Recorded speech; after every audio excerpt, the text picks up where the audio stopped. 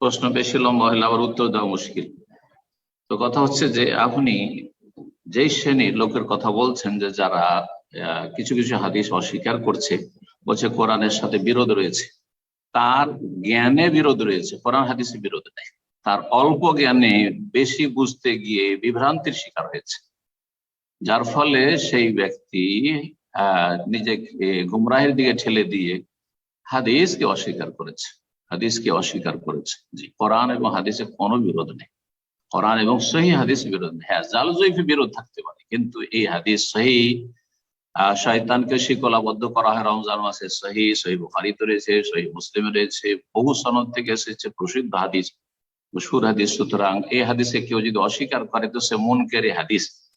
মুনকারে হাদিস যারা হাদিস অমান্যকারী তারা দুই ভাগে বিভক্ত, এটা আপনাদেরকে জেনে রাখতে হবে। এক হচ্ছে মুনকারে হাদিস, মুনকারুল হাদিস কুল্লিয়ান, পুরোপুরি টোটালি হাদিস মানে না, হাদিসকে ইসলামের উৎস হিসাবে মানেই না, আমরা শুধু কোরআন মানবো আর হাদিস মানবই না, তাহলে তারা মুসলিম নয়, কাফের। ভালো করে শুনুন, তারা মুসলিম নয়, তারা কাফের, কাদিয়ানীদের মতো, হিজবুত তৌহিদের মতো, তারা মুসলিম নয়। ভালো করে শুনুন।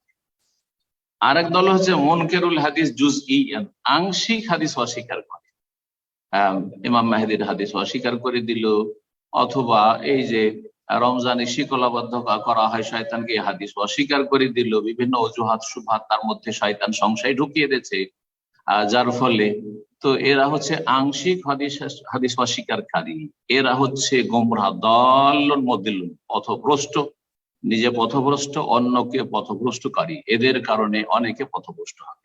এদের রোগ হচ্ছে যারা পাকিস্তান থেকে পড়ে এসছে। পাকিস্তান থেকে পড়ে আসা, রাগ করবেন না কেউ, কারণ এর আগে মিশর সম্পর্কে বলাতে অনেকে রাগ করেছে। মিশর থেকে অধিকাংশ পড়ে এসেই মানহাজের ক্ষেত্রে বিভ্রান্ত। ঠিক তেমনই পাকিস্তান থেকে পড়ে এসে অধিকাংশই দেখা যাচ্ছে এরা মুনকারে হাদিস। জি, কারণ এই ফিতনা পাকিস্তানে খুব বেশি, কথা বোঝা গেছে, যার ফলে এই হাদিসকে অস্বীকার করে।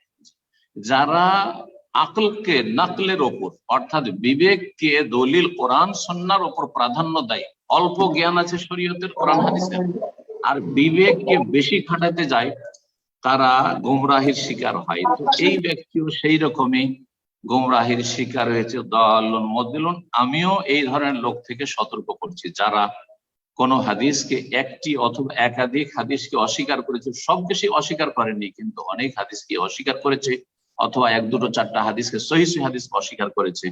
যেমন কেউ ইব্রাহিম আলাইহিস সালামের 3টি মিথ্যা বলার হাদিসকে অস্বীকার করলো, তো এরা গুমরাহির শিকার। জি, এরা গুমরাহির শিকার, পথভ্রষ্ট। জি, আশা করি বুঝতে পেরেছেন। জি।